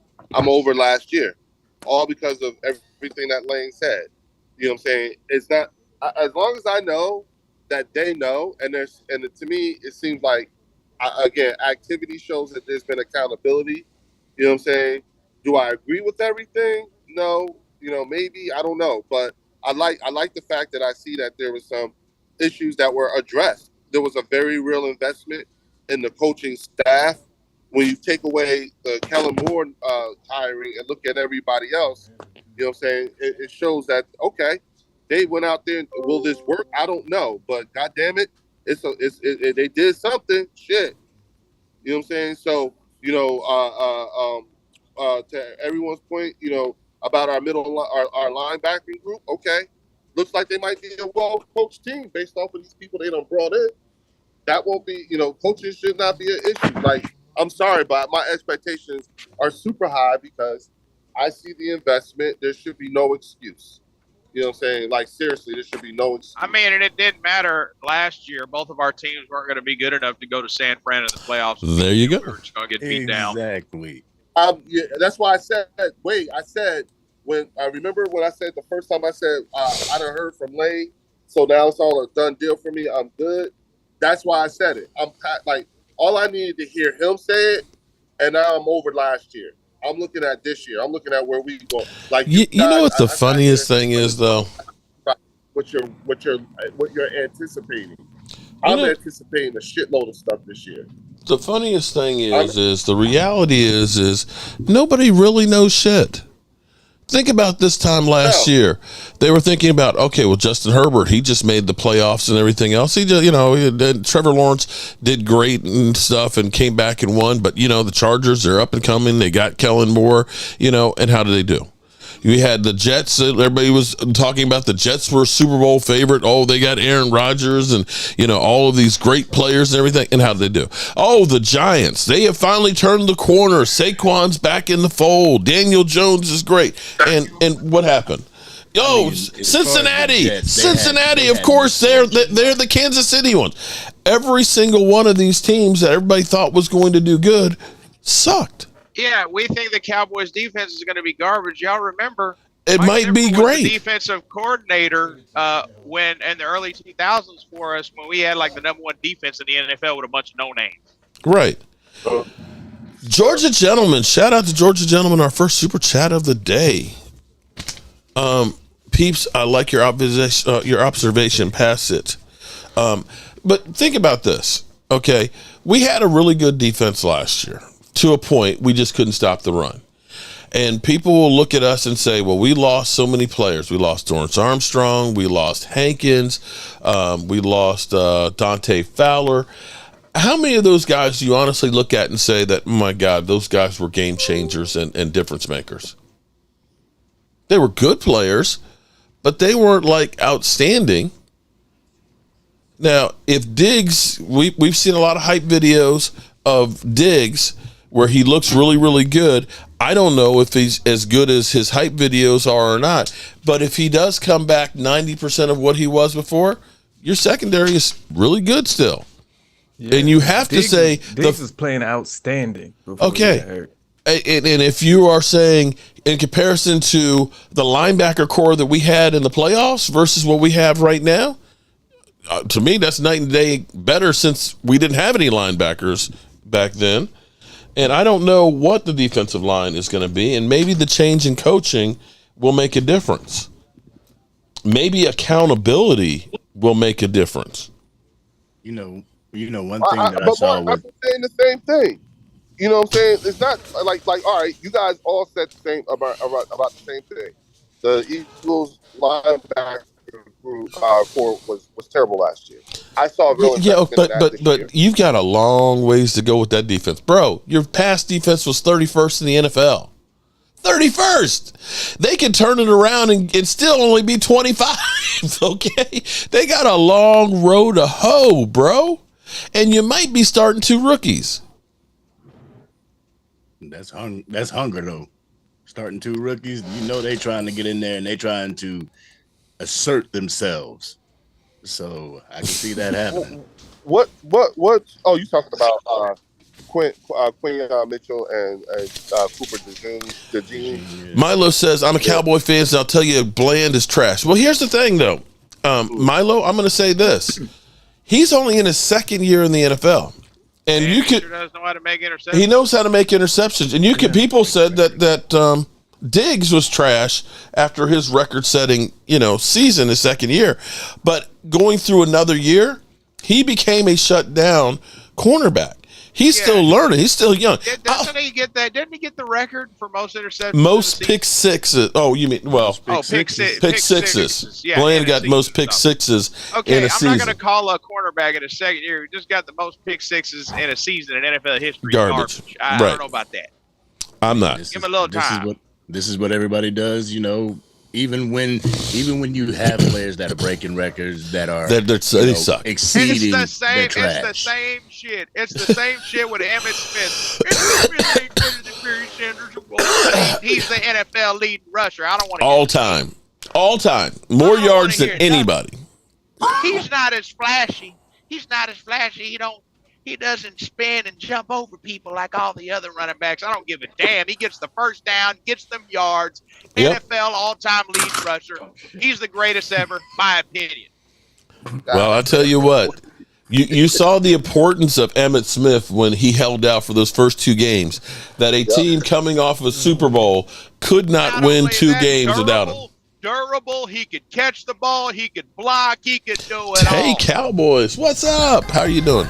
Smart player, never gave up, always kept his feet moving. If you watch him on every play, his body's like this, his feet are just Turning, just People's view. Milo, do you watch football? Oh my God, that's weird. Oh boy. Man. No, Rhonda did. Milo, you dropping the soap? That's bad when one of the ladies is trashing you. Mark, read T-sign on the train karma. Mark, read Talk T-sign. about the train that was behind Leo. Oh, the train. What was it? It was a billboard, something. I don't know. I think it's over here. Oh, it's gone now. It's like the same people that said Steve Young and Brett Favre were better than Troy Aikman. I was like, yeah, they ain't talking about that one. We're getting their ass beat by him in the playoffs, though. Yeah, but that was a hellacious team that they put together, man. I don't know that you'll see that much talent. I'm gonna say the same thing to Yeah, you guys. to Darryl Green. What I said to Darryl Green, I'm saying it to you guys about Emmitt is that I'm on the other side of that. He's a villain in my story. He was great though. Darryl Green was great. He was fast as shit. Yeah, I respect what he did. And small as he was too. Yeah, I just don't have that revelry that you guys have for him. You know what I'm saying? Because he was, he was the author of some bad times for us. All right, Leo, I got a question for you. Uh-oh, we got a question for Leo from the Angry Cowboy. What do you think of LeSean Shady McCoy as an Eagles fan? Yo, so I love him. You know what I'm saying? I hate fuck Chip Kelly. That's how I really feel. Like cocaine's a hell of a drug. Yeah, listen, everything that Shady says about Chip Kelly and everything in that whole team, everything that him and Deshaun says is true, y'all. It's true. They ain't lying. None of the shit they saying is all facts. Oh, Chip Kelly destroyed it. Chip Kelly destroyed that whole team, man. You guys were loaded. Yeah, he literally was just like, I'm going to get rid of anybody who I see as a threat or a malcontent to my coaching style. Bro, we had players on the team calling black people niggers. Like, it was like that. It was like you had Riley Cooper. Yeah. Yeah. Like, it was like that, dog. You like, y'all traded him out of town real quick, didn't you? Bruh. Like he and when you're going through when it was so dramatic, like Chip did, especially like how he banished Howie and everything to the almost outside of the building, and the way he just blew up the team. The only thing you could do, it it was like the only thing you could do is just be like, all right, this better fucking work. That's the only thing we said. This better fucking work. You know what I'm saying? And we should have we had Vic was our quarterback. We had Deshaun Jackson, Jeremy Maclin, LeSean McCoy. You know what I'm saying? Brent Selleck. You know what I'm saying? Jason Peters in his prime. You know what I'm saying? Come on. Jason Kelsey was putting in work. You know what I'm saying? Like the way those teams was built, and Chip Kelly just fucked it all up. You know what I'm saying? So that's how I feel about Shady, Angry, for real. You know what I'm saying? I can't stand him. I was just asking. Oh no! Hey, listen. He's an opinionated, arrogant SOB, and he ain't that bright. Other than that, he's great. He talks slick. You can tell. I know. I hear it. But the problem is that when he be like, I just showing some crazy work. You know what I'm saying? The film says, yeah, he did. You see what I'm saying? He gave it. Everybody that he named, he actually gave it to. So he got. It's not like. I think that's the problem is that my man be talking with receipts. It's difficult when you're dealing with somebody who got real receipts. You know what I'm saying? When Deshaun says the shit that he says, homeboy got receipts. You know what I'm saying? When, Emmitt don't talk enough shit with the receipts that he got. You see what I'm saying? You got, Michael Irvin talks the things, he can say the things that he says because he got receipts. You know what I'm saying? Like that, when people have a particular set of receipts, they talk a different kind of way, and it's difficult for people to hear that. Hey, say what you want, you know what I'm saying, but LeVar Ball was right. All the shit that man talked about his sons, you know what I'm saying, guess what? They did it. They did it. So now when that man be talking that big shit, you know what I'm saying, he got the receipts. He ain't do it once, he ain't do it twice. The brother did it 3 times. He got 3 of his boys in the league. And he said he was going to do it. Look at Serena and Venus's dad. You know what I'm saying? He was talking big. And what does that have to do with Shady McCoy? He got receipts. He got them kind of receipts.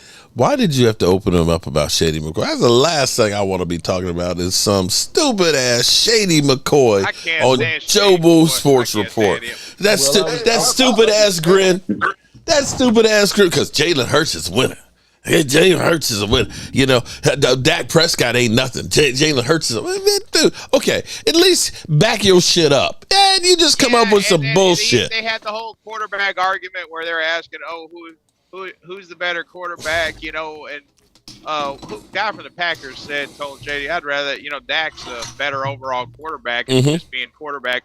And then he's like, oh, yeah, but he's done nothing. I'd rather be Jalen Hurts. He's been to the Super Bowl. It's all about getting to the Super Bowl and winning. And I'm sitting there like, okay, he didn't win. We're gonna go down that road. Okay, then I guess we're gonna get ridiculous. I guess we're just gonna say Eli Manning was a better quarterback than Peyton Manning because he's got more rings. I guess that's all that matters, huh? There you go. Or say that Trent Dilfer. We can say that Trent Dilfer is better than. You're right. True. Trent Dilfer's better than because he won one. Brad Johnson, he's better. How about that? Okay. Look, I wait a minute. Doesn't Peyton and Eli have the same number? Yeah, you're right. They both have 2. The argument of Eli Manning is a better quarterback than Steve Young because he's got more rings than Steve Young. There you go. Like, come on now. If Steve Young was in the draft today, ain't no one taking damn Eli Manning over Steve Young in the draft. Sorry. Shady McCoy is royalty. Stop it. Not here, bro. Not here. Cocaine's a hell of a drug. You know what I'm saying? Look, here's Mark. I think most franchises would take Dan Marino over. I think so. Yeah. Right. Mark, wait. Let me say this to you guys. I think where people get the whole argument or the conversation kind of twisted when it comes to Dak and Jalen. You know what I'm saying? Like, listen, you've heard me say it, and I told you, if you put Dak on Philadelphia's, you put Dak in Philadelphia's offense and build it around like you did, we're winning the Super Bowl. Okay? You know what I'm saying? So, but the thing is that when you look at Jalen and you look at Dak, where I think the argument gets messed up or misconstrued is, for me, I think Dak is a better quarterback than Jalen Hurts, okay? I do think that. But the reason why I would still take Jalen over Dak is because from a time perspective, I'm going to have more time with Jalen than I will with Dak. And he's done about as much as Dak has. So I'm buying into the amount of time that I have with Jalen. That's all. For me, I like the fact that Jalen could get to where Dak is today. Jalen could get there, and we'd have more time with him. You know what? Here's what I'm gonna say about Jalen Hurts. Okay, and you can be mad at me if you want to. I don't care. But we all talk about how great Jalen Hurts is in the playoffs. Okay, first year he was in the playoffs, they lost to Tampa Bay. Second year in the playoffs, where you had the Super Bowl run, and people will give him all kinds of credit. How many points did you have to score to beat the Giants? 7 points, right? You're playing the Giants that were lucky to beat them. Okay. Going against San Francisco, didn't San Francisco lose their quarterback in the first quarter? And you're playing against Jack Johnson? What is his name? I think it was Jack Johnson. Is that his name? No. He's a journeyman quarterback, but he was a nobody, right? I'm going to say Jalen Hurts had one really good playoff game, and that was the Super Bowl one that they should have won, where he was going toe for toe. He had 304 yards. He was like 27 of 38. It was only one TD pass. The only knock you could have on them was he got strip sacked. Yeah, our backup quarterback, Cooper Rush could have been on that Eagles team and took y'all to the Super Bowl. That's what I'm saying. That everybody is, he's a win. Damn, he would have beat the Giants, and definitely he'd have beat the damn 49ers. Like with that team y'all had, Yes, but my point in that is that regardless, he has shown me enough to justify the investment that I see the team is putting into him. And I feel like and to me, if we keep investing in him like we're doing with the quality O-line, with the quality receivers, with the quality running back. Okay. You know what I'm saying? Let me go back to this real, because I'm looked up the game. It was Jack Johnson was 7 of 13 for 74 yards. Jalen Hurts. Okay, huh? Yeah, Jack His Johnson. name is Jack Johnson? Yeah, because he took. Boxer? Yeah. Wow. He played for Washington and got run out of there, and so he's just been. I mean, he's like on the Ryan Fitzpatrick thing. Okay. But in the NFC Championship game, your quarterback was 15 of 25 for 121 yards. Yes, but so what I'm saying, okay, but what I'm saying is you did not win that game just because Jalen Hurts. It wasn't, here it is with Cowboys. We keep saying, well, Dak Prescott didn't elevate the team to win and overcome. You guys scored 31 points. Your quarterback didn't throw a TD pass and only had 121 yards. You didn't win the game because of Jalen Hurts. In the Super Bowl, I will give you, he had a great game, although it was only one TD pass at 304 yards. But what I'm saying is, let me ask this question. What's that? Do you think Jalen Hurts will make it to the next contract with the Eagles? I don't think so. I'm in that same camp. I don't think so because I think the problem is going to be is I don't know that he is going to make the transition to being a pocket quarterback. And what's going to happen is those hits, you only have so many hits on your body, and he's going to start slowing down. And when he starts slowing down, that's when you've got to become more of that pocket quarterback. His first instinct last year was when that first read wasn't there, I'm ready to run. And you can't do that sustainably for a longevity of a career. Lamar Jackson has been doing it, but you've seen Lamar Jackson wear out quite a few times by the end of the season. I don't know. Start changing here the next 4 years for Lamar.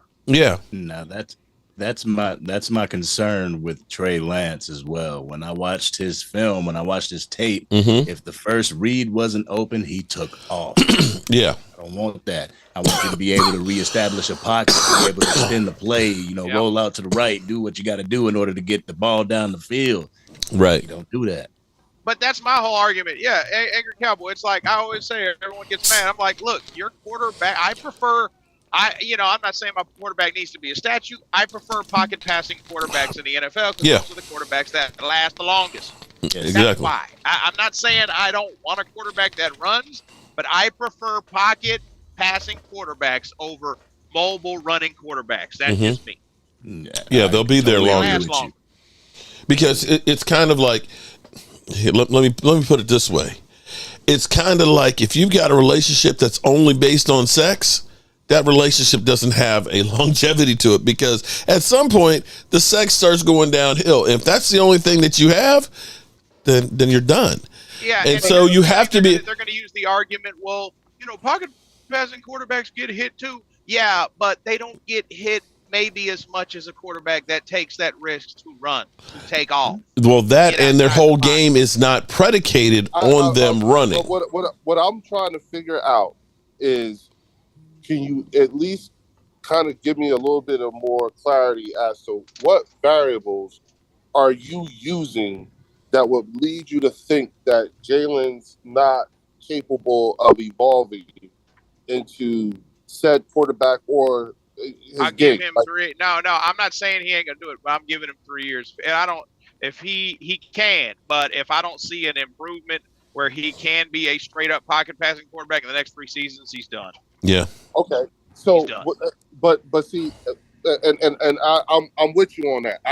I do not have a problem with that. What all I have been trying to maintain is that up to this point, Jalen Hurts has not shown me any reason why, or has not shown me why we should not invest in him, such as the Eagles have done thus far. That's all I'm saying. It's not. Oh man, Chris Mays leaving to go make some pizza. Damn it. Well, I mean, it's too late now. You invested in him, so now you got to build around him. Exactly. So if he does regress, then I guess it is what it is.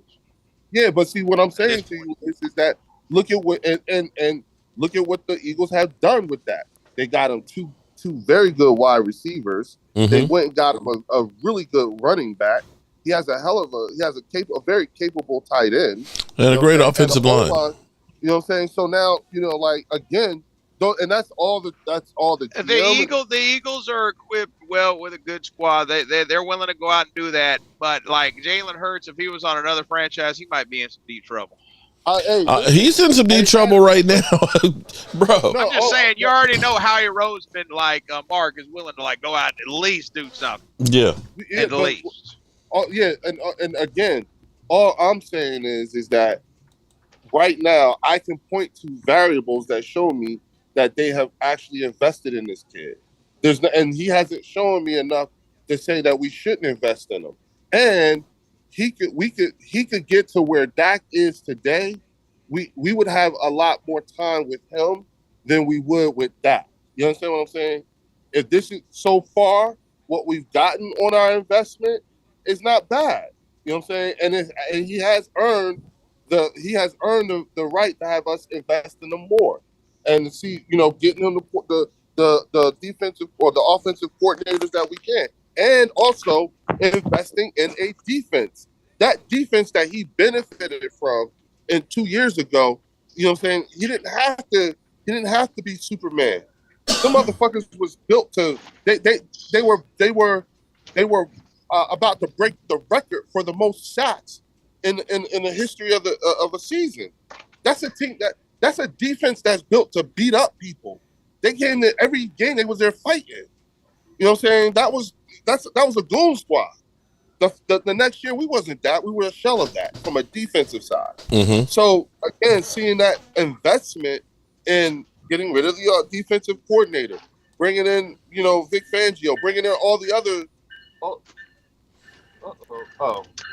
Not for you. Well, yeah, he's slowing down. He's hauling ass. But you know what, bro?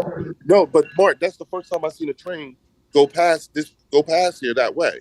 Okay. And it's electric, so I'm thinking maybe service has been restored. Hopefully, I'm just, look, y'all, I've been stuck here for a few hours, so y'all know. Okay.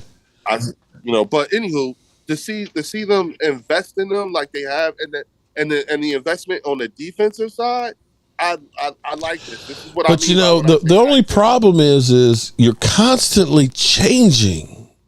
You know, you never get a chance to get comfortable and used to anything. Sometimes too much change is difficult.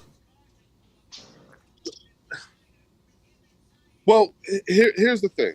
You saw what happened last year with Shane with Shane Steichen and not last year, but 2 years ago, when Shane Steichen and Gannon left to coach the Colts and the Cardinals. You know what I'm saying? Mm-hmm. You know, like, hey, you can't stop it. You know what I'm saying? So, you know, but then at the same time, there's the self-inflicted wounds, such as what we had with Doug Peterson and with Carson Wentz and so on and so forth. You know, and then you had the situation with Chip Kelly. With those changes, for us to have survived those changes and to be where we are right now, honestly, I think that organization ought to be commended. You know what I'm saying? To your point. It's been a lot, bro.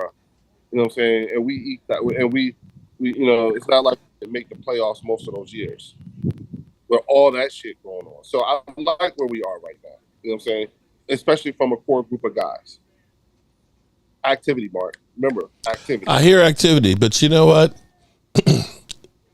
It would be funny if you guys end up being 8-9, like I said that you guys are, and instead of the narrative changes from being a great, well-built team to having one great year. Well, if I was the Cowboys fan, here we go. No. Listen. I am so not saying. Look, man, I know a lot of what you have to say.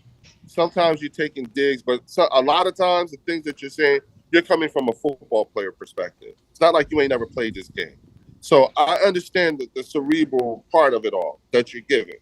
And what I'm saying is that if I was a Cowboys fan, I would say some of the same things too, because I'm on the outside looking in. Mm-hmm. But at the same time, you know what I'm saying?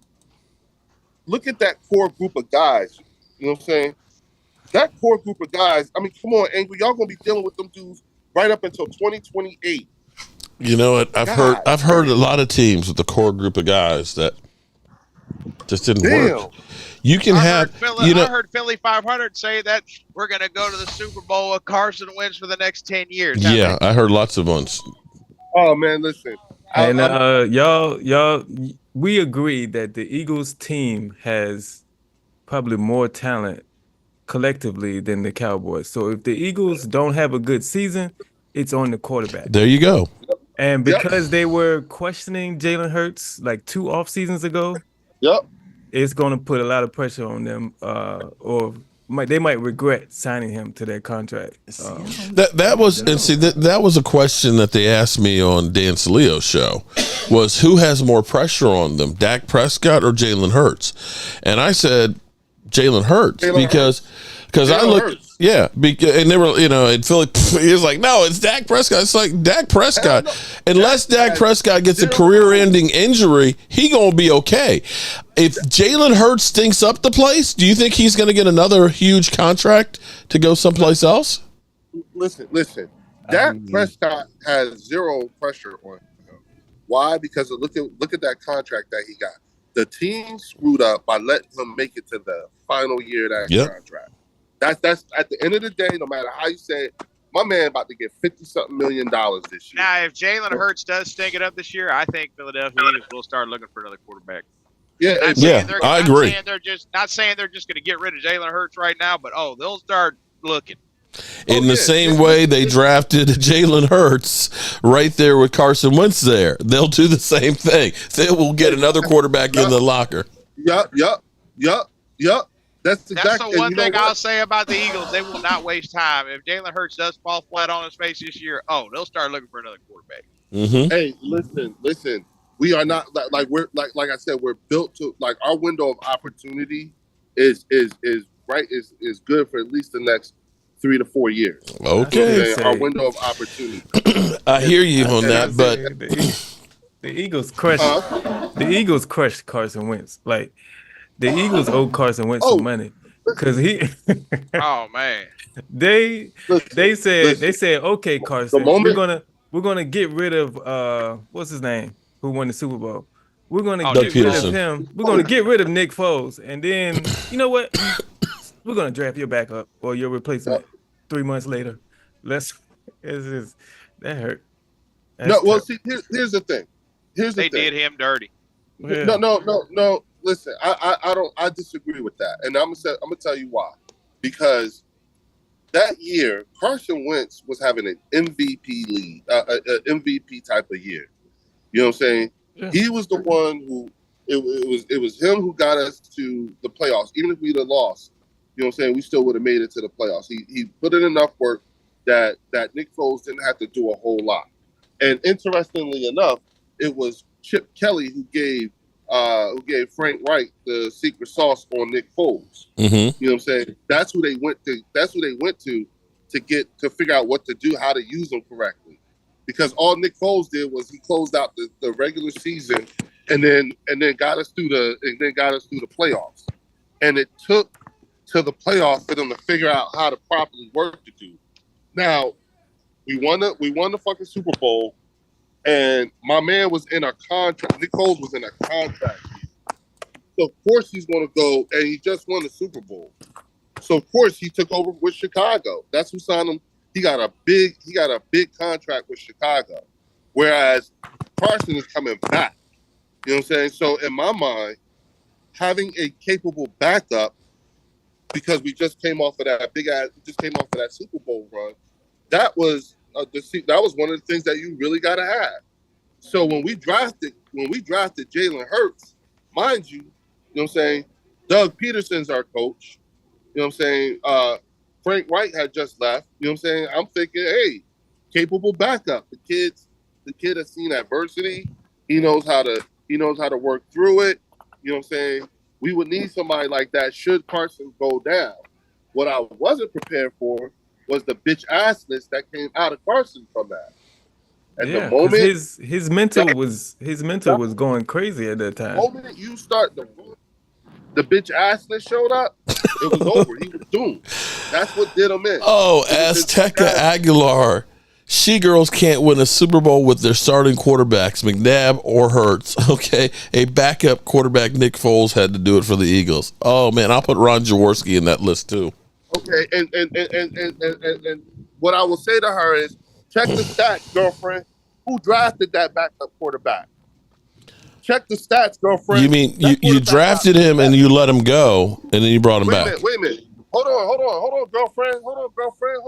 Hold on. Check the stats. It's his Eagles stuff that's in the Hall of Fame. So if you're gonna talk that talk, say everything. Don't cut it short. Go ahead with that. Tell it all. Who drafted him? Okay. All right. Let's not play. Drafted him and let him go. Okay, and brought him back as a backup. You know, Leo's talking like he does go worship the statue of Nick Foles there in Philadelphia. I don't. I just know better. I listen. It wouldn't be right if I did not. I know my squad. Y'all go to bat for y'all squad. I go to bat for mine. Somebody gonna say something like that. Yeah. I'm gonna make sure I say something back. I ain't gonna just stand there and take it. Are you kidding me?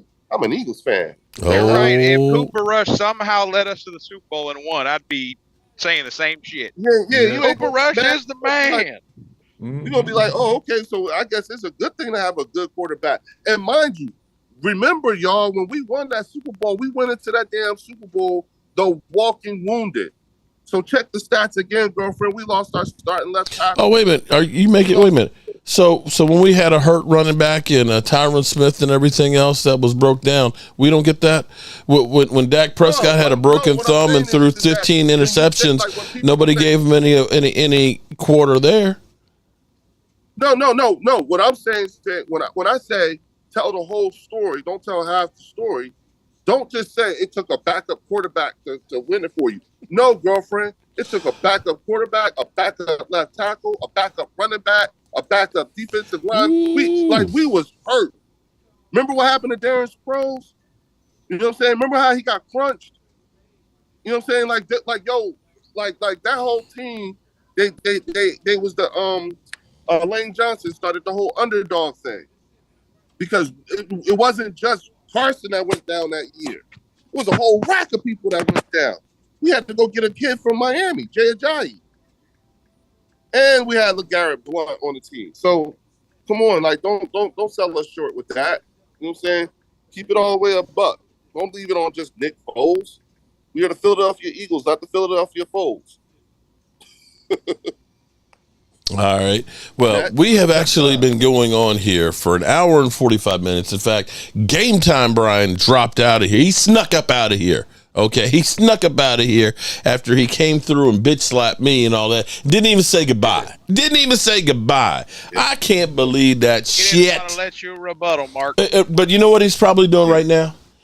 I bet you he's taking a nap right now. I bet you he's taking a nap right now as we speak. And I am still the people's champion going strong. Look, that's 58 years. 58 years of going strong and at it. Look at that shit. Look at that. Yeah. Okay. Hey, Angry, did you hear him? Did you hear what Game Time was saying? No, what was it saying? Oh, wait till he end this and then rewind the Game Time. Oh, man. Called me big boy. Take a nap. Take it easy. Called me a nut hugging. Basically said Mark Holmes is a freeloading, lazy piece of crap. Something like that, and he's old. I'm trying to figure out, guys. You know, because when I first saw Game Time Brian, I'm like, oh no, call your friend.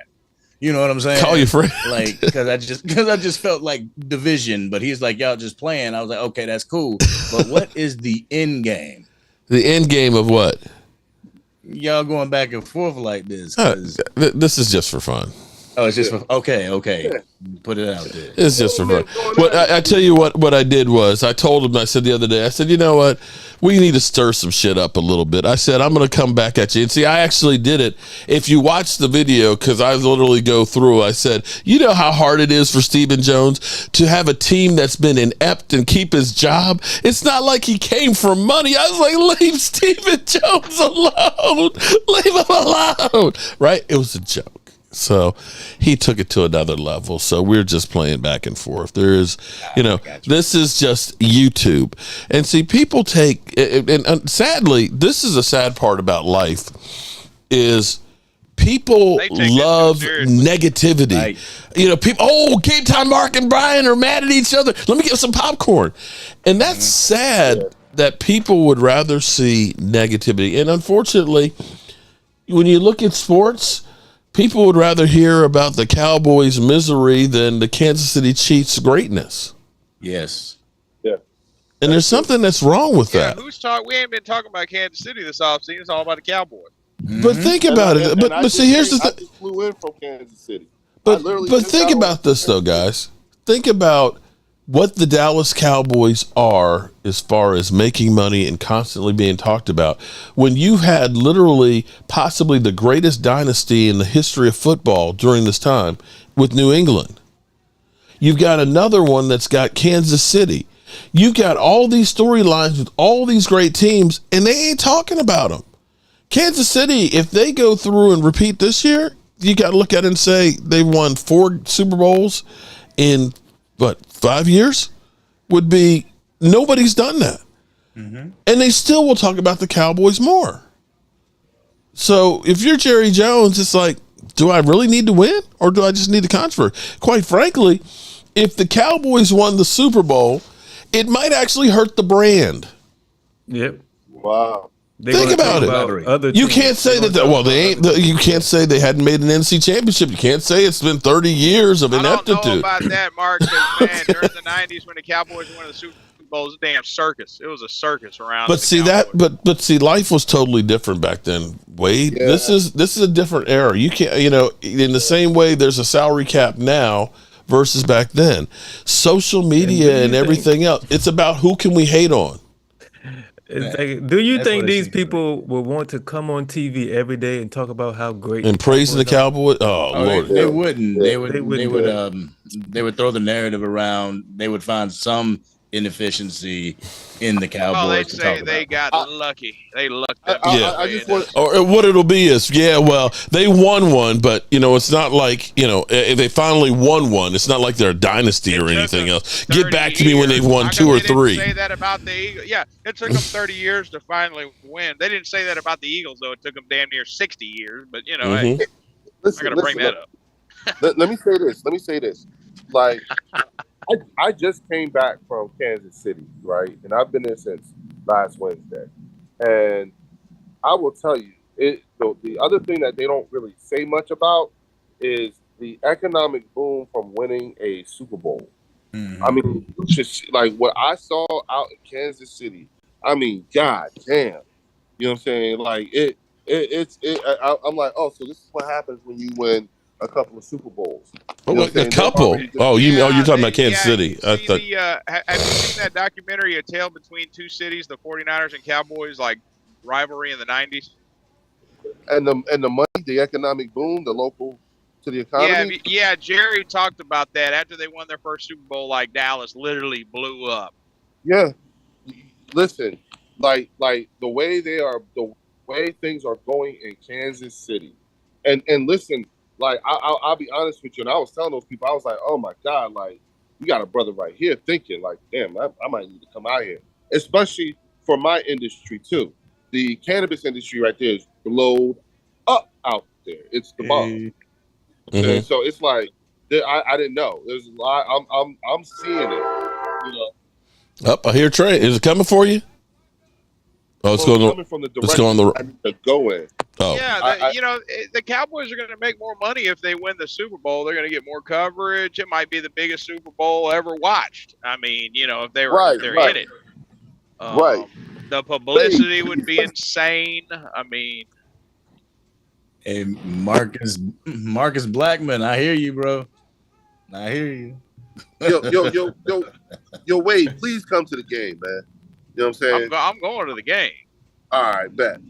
And if Bet. we Shout out lose, to if I Marcus. see the Eagles beat the Cowboys for a 5th time, because I've seen the Cowboys play the Eagles. Oh, then it's you, man. 4 It's you, times. Wade.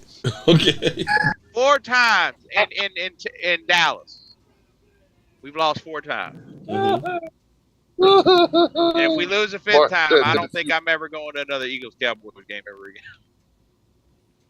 Yeah. Here's one's coming his direction. Well, at least they're going your right way. Yeah. So the power must be back on. I mean, it might be luck, Leo, because damn, the first Eagles-Cowboys game I went to was when y'all went to the first Super Bowl with Donovan McNabb. Yeah. Yep. And then when I went to the other Eagles game, y'all went to the Super I Bowl. love that year. weed I don't know, it joining might the be house. luck. I don't know. I might need to stay away from that. That was a dangerous time for me when y'all went to the Super Bowl with McNabb. My barber at the time was an Eagles fan, and now Oh Lord. now you see what my hair is. So Yeah, right. yeah. All right. Well, final thoughts here, man. I got to get up here and get cooking and stuff, get dinner done so I can watch Game of Thrones here in 2 hours and stuff. Final thoughts? I'm sorry. Ready for this season to start, Mark? I am ready for training camp to open up so we can be talking about Hey, practice. see y'all later. I'm sorry. I gotta go. I made it on the train. All right, he made it on the train. All right, so we can leave this then. Thank God, Leo. Look, we done out-talked Leo. Oh my God, we literally out-talked Leo. I didn't think it was possible. Nope. First. All right, good people. You know how much I appreciate each and every one of you guys, and I'll be back tomorrow evening for our Monday night show. We'll be giving away the Randy White plaque, and I appreciate you guys. I got Angry Cowboy fan here. I got Derek J. Definitely check out Derek J. and Angry Cowboy fan because they are putting in the work. Derek J. finds some of the dumbest people in the world that are always thinking that they're going to get over on the cops and get the beat down and locked up. And Angry Cowboy fan. Derek J reacts. We just crossed 1,200 subscribers. Congratulations. And Angry Cowboy Face. I mean, Cowboy Face. Damn. I'm sorry. Angry Cowboy. But he does make a face. Actually, he's the voice. He's not the face. There is actually Cowboy Face, or there used to be. I don't know if he still does stuff or not. But Angry Cowboy. You know, I'm getting old, you know, because I need a nap and all that stuff. So understand I make mistakes here. Y'all keep denigrating all us old people. Leave us old people alone. We know a lot of shit. It may take us some time to get it out, but we know a lot of shit. But definitely check out Angry Cowboy because he's got that voice. Appreciate that, y'all. Appreciate that. Tell him where to find you, bro. Well, you can find me at the Angry Cowboys fan YouTube channel, and you can go ahead and search it on Facebook, Instagram, TikTok, and X. I'll be over there hanging out, y'all. And of course, Walker Wade, you can always check him out on a live stream there. He definitely puts down the smack, and he definitely puts down the cash too. Shout out to you, Wade, on all the super chats and supporting all of us YouTubers. Everybody out there, do you feel disrespected yet, Philly 500? Disrespected yet? Does this defense have any heart? No, they suck. I've been telling you all season, Philly. Shit on you. They've shit on you. Don't you hear me, Jordan? Get Philly 500 in here so I can smack it. There you go. They've shit on you. They have shit on you. Don't you hear me, Jordan Davis, Jalen Carter, Slate?